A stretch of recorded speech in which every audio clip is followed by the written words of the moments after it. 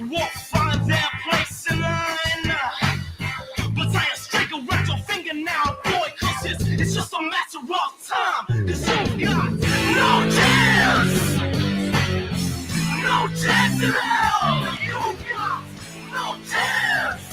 No chance at all. You've got no chance. Welcome to another edition of TDS Live. It is the Temple Pregame Show. I'm your host, Nathan Bond. Joined alongside me, as always, Seth Varnadore. Seth, to paraphrase Vincent Kennedy McMahon, Jeff screwed Jeff. Whoa. The Bulls take on the Temple Owls today in less than 1 hour at Lincoln Financial Stadium in Philadelphia.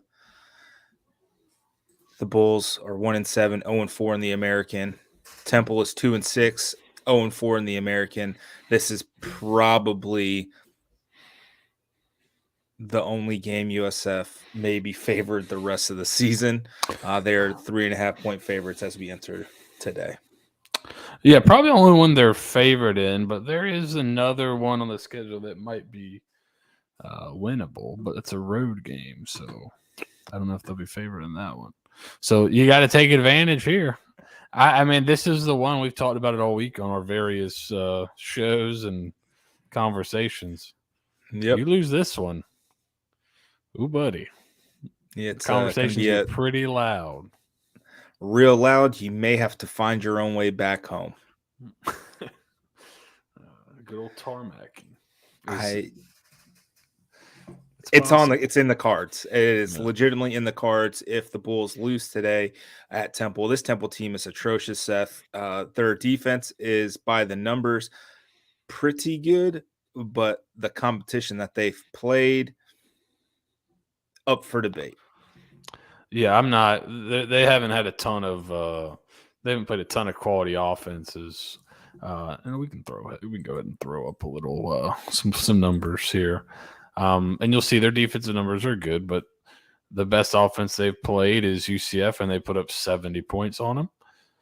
So UCF better than USF on offense, but USF's pretty decent, I think, offensively, even with the backup quarterback. So there's the offensive numbers. You see, this is a kind of a real strength on strength, weakness on weakness matchup. You've got, speaking of Philadelphia and strength. Oh, how about it? How about it, buddy? Colin Sherwin from DK Nation joining the show seemingly unexpectedly. Was the Vince McMahon theme song a siren call for you? That would be hilarious. Can you hear me now? Oh, you should be able to hear me better now. Right? Yeah, we got you. Okay, so first of all, check out my new iPads, folks. Hold on. Or my new AirPods. This is actually football. We need to go to a single for this. He's so old. We're going to a single for this. Hashtag fire everyone. Baby. Oh my Lord. Okay, so I can barely hear you. I don't know what I did wrong here. Congratulations, you're old. So as we kind of dip in, as we dip into it, let Colin figure out his old manness. Are you all right now? I'm good, buddy. Okay, so it is 3.5 here at DraftKings Sportsbook today. I think this line is going to move, and I just don't know which way. I think it's either going to be 3.5 or it's going to be 6, and I can't figure out what it's going to be when the game kicks off. So to me, this is one of the most interesting games on the board. I think this is the exact type of game that big syndicates target in terms of like, this is where we can make the most money. Because remember, you can bet on Tennessee, Georgia, but that line's sharp as a damn tack.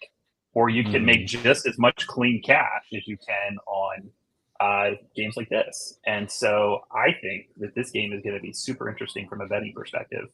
That's probably the only way it's interesting, because these teams are both pure unadulterated hot trash. Totals 49. It's been pretty consistent. A drop from 51. I don't know.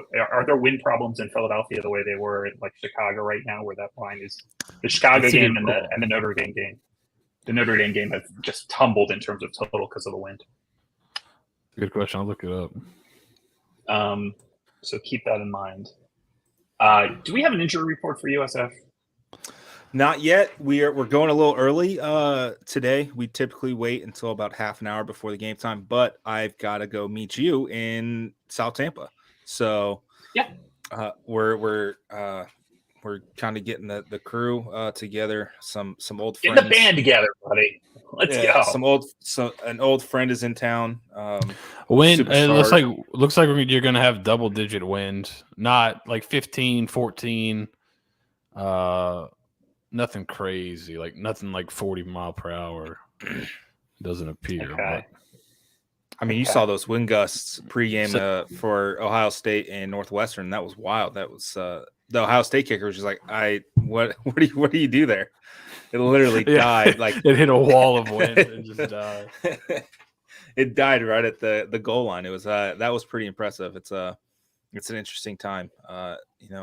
November football gets weird, guys. It's getting super weird. I think there's a lot of edge out there in terms of weather today. What do you guys need to see from? Okay, so I got to tell you, like I watched that defense in person last week. They're just fucking dog shit, man. Like I'm sorry. Like it's an apology to the kid, and I'm sorry, Seth. I try not to curse on your podcast because I know this isn't mine. This isn't mine. You can do whatever you want on this one. Yeah, this team's like so unwatchable. And the fact that Jeff Scott is off, I think they're wrong. I think Jeff Scott being the second most likely to be fired coach at odds at offshore bookmakers that are not legal that you shouldn't use because then I don't think a salary isn't like ideal. But if they just got dusted today, 2 touchdowns or worse. Oh, I'm asking because I haven't heard anything. I'm asking because I haven't heard anything. Home. We were discussing if is a loss here a tarmacable offense. Yeah, a loss maybe not. Like you could have a tough loss. You get dusted. This is a very bad Temple. This team is they're bad. horrible. They're not bad. They're horrible. And this is a team you laid the smackdown on last year for your only FBS win of your career. You set a school record in rushing yards that night. They're not better. I mean, I think the USF offense is probably a little bit better, even with Trey Marsh at the helm. I think they've got some really talented skill guys. Xavier Weaver's a legit threat. Jimmy Horn, Brian Petit, those 3 guys are probably going to be the 3 best guys that step onto the field from either team today. Yeah, I agree. And typically when you have the better players, you end up winning. And this is a game USF desperately needs to win. Yeah, I mean, if you don't win this one, I mean, like this is one that before the year that this was kind of okay. Howard Temple automatic locks. If you don't win this one, then I don't think there's a win left. If you can't beat Temple, or you can't beat anybody else on the schedule. So you're going to go 2 years, or you're going to go another year without beating, would that be 2 out of 3 years without beating an FBS team? Correct. Yeah. It's not great. And even if you win this one, you've beaten FBS teams in Temple. Remember, Temple got kicked out of a conference once because they were so bad. Literally, the Big East said, you can't play here anymore. Take your ball and go home. It's the only time in the history of college football that's ever happened. With apologies to Paul Palmer. Like, get out of here. Get out of here. Like, this is so bad. I'm more concerned about things like the fact that the Alumni Association is canceling road game tailgates because they can't get enough people to go to games. I'm worried about momentum going forward, things like that. And then as we saw at San Diego State, who is like Grouponing tickets in their brand new $500 million on-campus stadium it's not, the neighborhood's not great. It's like 8 miles from the beach, but that's the old Jack Murphy Stadium is basically where they built the new one. And you're Grouponing tickets in your first season, and they're still bowl out. They still got a chance to make a bowl game, and they can't draw fans. So you're thinking Don't an they have on-campus stadium and North Tampa is going to fix it? Like, if you can't fix this, what? Don't they have like a sun issue at that They've stadium? got a massive sun issue. There's literally no shade at the stadium. Yeah. Yes, but it's Make okay. sure you have It's San some Diego, shade. don't need it. Make sure you have some shade. In a very sunny place like San Diego. It's But it's not almost bad. as bad as like forgetting water fountains. But like there, like that would be the one place in the world where I would go. Okay, if you're gonna have like if you build a stadium in Vegas, you have to have shade, of course, everywhere. That's a different type of heat. But like San Diego, like sun, like it's sunny and it's 65. You're still wearing a windbreaker, even like June. So, I mean, yeah, it's not ideal. It's San Diego's weather is just weirder than any place in the country. But there were Weather's stories just weird. about people like passing out at the stadium at the beginning of the year. Oh, really? There- I didn't see Yeah, that. because there was no shade. Because there's not a single spot to have shade. Like people were sitting under the stands to find shade. Like it was pretty catastrophic. Yeah. Oh, I didn't know it was that bad. It's like So maybe that has something to do with it. But Yeah. no, you have to put a compelling product on the field, right? And that's kind of to your point about the alumni association things. Like you got to compel people to spend money. They'll stick with you for a couple, but like if it's continually bad, why should I spend my money on this? It becomes a conversation. Yeah. And I wrote the game story last week, and my little tweet out for the game story was, why do I keep doing this? And it's a legitimate question that I think, calling for you a lesser extent, but like Seth and I, like, why are we just masochists that we just like pain? Seth, you were talking to me this week about how Florida and USF have never won on the same weekend as you've been covering both teams. Yes, that's like it's literally never happened. Yeah. So I've been covering both teams at the same time for a little over just about 2 seasons. And yeah, neither have not had a single week where they both won the same weekend. So I've never had like a week where both fan bases are really happy and excited. It's always been. Also, I'd like to point out, what are they? Seth, I've got your game. I've got that Gator game up right now. This defense just chases the ball like they're soccer. Like they're just not over very, pursue. Like I've never. They're terrible. They're not very good. And there's not much you can do to fix. Unfortunately, there's not much you can do to fix it. There's no trades and free agency. So let me as far as crisis of confidence and why do we keep doing this for ourselves? So like I had probably 1.5 existential crises when I was running this website and doing all of this stuff and covering this team full time. And like, why am I doing this? Why am I suffering? Why are girlfriends mad at me because I'm canceling dates to do things like this? Like, why is this worth it? And we were bad then, but there was still like some reason for some semblance of optimism that even like the nadir of like Holtz / Taggart's first 2 years, honestly. It was pretty bad, but I still felt like there was enough engagement to make it worthwhile, and there were enough people who gave a shit. I can't compare apples for apples here because I'm not doing it every day, but like it just does seem like that things are less now. Like people care less, people give a shit less, blah blah blah blah blah. I don't know. Yeah, I still think like long term, if where I think it's going to go, I think it'll be fine. It's just the crater is deeper before the bounce back. I think the crater is deeper than I thought it was going to be when Michael Kelly got here. I think it's fallen off further, but I still think the fundamentals are good. And I still think the direction in the long run, if you take the long view here, like this is a buy. Like if this was a stock, I'd still be a buy right now, even if it's dipping. I think Jim Cramer and buy more, which may be like Jim Cramer kind of stupid, but like they've built the indoor facility. There's money coming. I know there's money coming. They're gonna spend whatever it takes. They've put their name on a facility. If they back out of that facility, if they say, look, we're maybe isn't the right time. Okay, all the fans can just pack up and go home then. Because that means you believe what we see. But if you're going to go forward with that, you can't let that fail. You can't let that fail. The pro forma for the Sundome remodel ended up being a joke. They can't make that mistake again. The people involved now are the same people that were involved then. They're not going to make that same mistake again. But if they say, look, there's just not enough support for this program to build an on-campus facility, yeah, let's just all go home play. Let's go play FCS football. Let's play at UT Stadium and, whatever.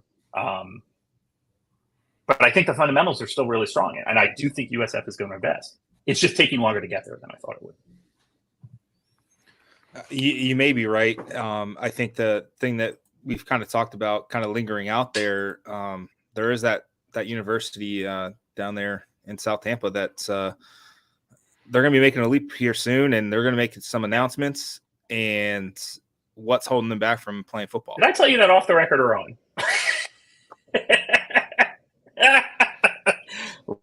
No one listens to this anyway. No one's listening anyway. What are they going to believe? What are they going to believe? What I've heard is that you're going to hear an announcement from UT very soon about joining the ASUN in 2024, non-football. So they're not going to play football anytime soon. With apologies to Freddie Solomon, your program's not coming back, but they're gonna, and a lot of the money that is funding USF, a lot of the donor money is going to, because quite frankly, the old Tampa money has better ties to that school than they do to us, than they do to USF. So it's something to be concerned about. And they're going to do a massive fundraise to get their facilities up to D1. Like the gym right now isn't ready. They're going to have to put a practice facility in and all sorts of stuff. Like it's good facilities, but they're like very, very low level D1. And I think they want to be better than that. So they're going to spend, they're going to take a lot of money from USF when they do it. But I think it's good for the city. I think it's actually a good thing for Tampa. But yeah. Anyway, go Bulls, baby! Woo! Oh Lord. Oh man.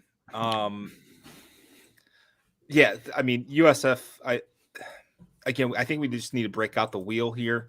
The wheel of plays, just switch Gary Bohannon for maybe just like add an extra Batee or something like that, or a Batee pass. Yeah, I guess we had that in there kind of. I'm trying to see if the lines moved at all. Let me look. But yeah, go to the wheel. I think the offense has been fine. It's just the other side of the ball that's been an issue. Like unless it's the end of the half, or it's like 4th and 10 from like your 35 or from their 35 or 40-yard line. I don't want to see Spencer Schrader on that field unless he's kicking the ball off. Field goals are failures. This is a terrible team. You need to put them away. You have a very capable, I won't say they're capable. They can put up points. I mean, they can put up 25 to 35 points most days when people are healthy. I think, as we've talked about, that Louisville game was kind of an aberration with all of their players hurt, like just all of them. But and for the most Florida, part, the Florida game's not quite as impressive as it once was for the USF offense. But right, I just, the Temple defense, like we talked about earlier, their metrics and everything are really good. But when they've played some really bad, like they played UMass, who I'm pretty sure UConn just went and blasted, right? Didn't they just? UMass is really bad. They played an FCS school, not a particularly great one. And, so it's not like they've played a bunch of great offenses, and this is just one of the best defenses in the country you've never heard about. I think they basically haven't really played much yet. They played a Navy team with their backup quarterback. This is not like the greatest defense you've ever seen. Probably not. I don't know. I wouldn't imagine it's in the top 3 of what USF has seen this year. So USF 129 in the latest SP plus in defense. 129 and 131. Yeah, that's the side of the ball that's worried. So they've played Duke, Lafayette, Rutgers, UMass, Memphis, and UCF. Hey, those Leopards are.